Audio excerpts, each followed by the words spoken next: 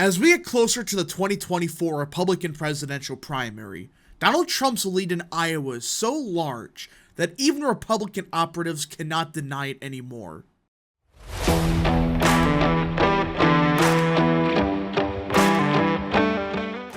What is up, people of the internet? It is me, Real American, back in with a new video today. It is time that we talk about the 2024 Republican presidential primary. Because as most of you know, in just a little over 2 weeks from now, yes, just 2 weeks from now, the presidential primary will finally kick off after 6 months of campaigning, or for some, almost a year now. And that, of course, is in the state of Iowa. And usually at this time of year, when we're that close to the first caucus, usually it's 24/7 media coverage on the state. Usually it's a frenzy for who's going to win Iowa and who's going to surge and all this other stuff. Well, guess what? Even operatives in the state of Iowa, who, mind you, don't like Trump, are starting to admit that Trump's lead in Iowa is so large that many in Iowa are just uninterested in the primary, or I should say the caucus, which usually doesn't happen unless it's, of course, with an incumbent. Now, before we continue with today's video, I hope you enjoy these type of videos. If you do, smash the like button down below, subscribe, share with your friends, hit that little bell, follow the social media accounts in the description down below, and of course, join the channel today. Guys, just for $1 a month, you can join Real American. This is the best way to support the daily content that we all know and love. So I hope and recommend you join the channel today. Alright, everybody. Now, let's be clear about one thing before we even start. Theoretically, right, things could change in the next two to 3 weeks. Maybe. That's the 0.00001% chance. Maybe. With that being said, we've been saying that for 6 months now. We have. And according to people on Twitter, they have said, oh, the reason Trump's up by so much was it's too far away from the election. People aren't interested yet. Well, guess what? You're telling me they're not interested now? When now the AP is releasing this headline, just with 2 weeks to go. Let's get into it, all right? Because a lot of people have been saying that nobody's paying attention. You know, Trump's not going to be the nominee. DeSantis will surge. All right, let's just look at what AP has. The Iowa frenzy is typically in full force by now, which is true. Usually you have, like I said, 24/7 media coverage on the state. And while you do have some of that, it's not as, I would say as appealing as other primaries were in the past. Because usually it's every segment's about the Iowa caucus or New Hampshire primary. This time, not so much. This time you have a segment on Fox News about Ron DeSantis saying something dumb, and that's about it. It's not the 24/7 wall-to-wall coverage on Iowa like we usually have seen. With less than 3 weeks until the Iowa caucuses formally usher in the presidential nomination process, White House hopefuls are usually in a heated competition. They fan out across the state and pack as many events into a single day as humanly possible, all in a bid to appeal to undecided voters and lock down support that could lift them to victory in Iowa and keep them in the race for months to come. But as the campaign intensifies ahead of the January 15th caucuses, the normal frenzy is subdued. While the schedule is filling up, former President Trump is such a commanding force in the party that some voters worry the contest that normally transforms Iowa into the center of the political world may turn out to be something of a snooze. And it's begun. These people are finally starting to admit, this grand conspiracy that Trump's not actually up in, DeSantis is actually ahead, that's BS, which we've been saying for 6 months now. Listen, you could say 6 months ago, it's early in the process. Something could happen. Fine. 5 months ago, okay. 4 months, okay, you keep saying the same thing. 3 months, we're waiting. At that point, A 40-point lead 2 months ago was basically, you're not going to find a way to come back from that. But now he's up by 40 in Iowa still. Where's this surge at? Voters are paying attention. They do by now worry about the Iowa caucus because, hey, it's 2 weeks from now. This is our Super Bowl. This is when everybody focuses on Iowa when they usually won't. And you're telling me they're still not paying attention? That doesn't make much sense. And even Republicans that don't like Trump that much, they're starting to admit it. That this race is just boring. That this is not that competitive. It's kind of frustrating, said Jenna Mayfield, a 19-year-old student at the University of Iowa, who was eager to participate in her first caucus, but is disappointed with the campaign cycle's lack of competition. I feel like a lot of people's voices aren't being heard. Oh, boo-hoo.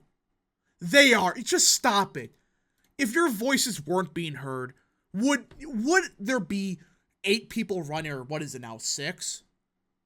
Would there be 6 people running? And not only that, there's still a sizable chunk of the voters not voting Trump yet. Stop this crap that it's, oh, the voices aren't being heard. It's all a grand conspiracy. Listen, I understand that it sucks that you're going to participate in a caucus, but it's not the interesting ones. But still, it's not a conspiracy that people's voices aren't being heard. It just, people are just choosing Trump. That's what's happening here. That's why it's not competitive, because people just like Trump in the Republican Party. There's still time for the dynamics of the race to shift. Yes, 0.0001%, but okay, fine. And Trump's rivals are hardly ceding the state to him, working to convince voters that his victory isn't inevitable. Florida Governor Ron DeSantis has effectively centered his campaign on Iowa. Effectively? Bro, his entire campaign is Iowa. He's barnstorming the state, saying screw you to New Hampshire. Hell, I believe he moved his campaign headquarters from Tallahassee to Iowa. Pumping it with advertising and crafting a robust travel schedule of events and media availabilities. Former UN Ambassador Nikki Haley is also campaigning throughout Iowa, stepping up criticism of Trump while laying the groundwork for a potential stronger showing in New Hampshire, where the January 23rd primary includes more independent voters. Which, that theory, okay, if you lose by just 5 or whatever in Iowa, that may make sense. Here's a problem. You might take second but still lose by 40 in the state of Iowa. In New Hampshire, Trump's already up by 30 to 40. So he's already up in both states. I highly doubt if Trump does win by 40 points in New Hampshire or Iowa, your margin is going to stay the same. You're going to go down.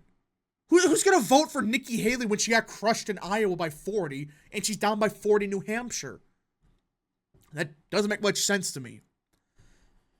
The question is whether any of those efforts will notably erode Trump's standing, a prospect some voters find unlikely at this point. Really? They've campaigned for 6 months now. They spent hundreds of millions of dollars. And you're telling me now people are realizing nothing's going to change? We've been saying that for 3 months now. I don't get some of these people. A lot of the candidates are hoping that one of the spears in the back will finally take him down, but I doubt it, said Nick Peters, a 31-year-old from Prairie City who is also among the Iowa Republicans, frustrated by Trump's dominance.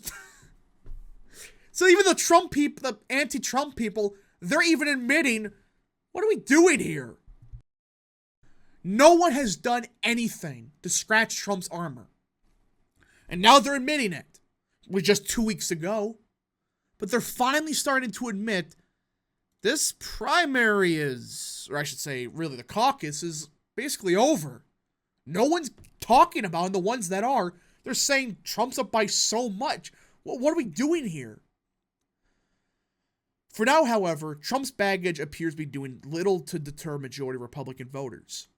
In fact, Trump has sought to turn his vulnerabilities into something of an advantage, arguing that he's been indicted on behalf of his supporters. He's also aimed to turn around concerns that he posed a threat to democracy by accusing President Biden of harnessing the power of government against a political rival, which is smart. We're seeing the polling now. Threats to democracy, which is usually a Biden plus 50 issue, Trump's tied. Trump is already focusing on the general. He's already trying to tie Biden to being a threat to democracy. Which I don't get why people think that, oh, Trump's done for because the quote-unquote baggage. Trump has been through 10 years of crap. You know, scandal after scandal after scandal. And guess what he has?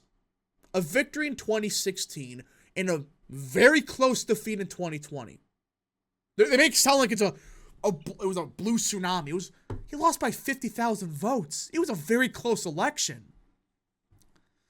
If democracy is working fairly and if the country wants him, then it's going to be him, said Dylan Kuhlman, a 21-year-old student at Dornet University in Sioux Center, Iowa, who said it would be hard for him to support Trump given his legal battles. It doesn't always fall the way everyone wants it.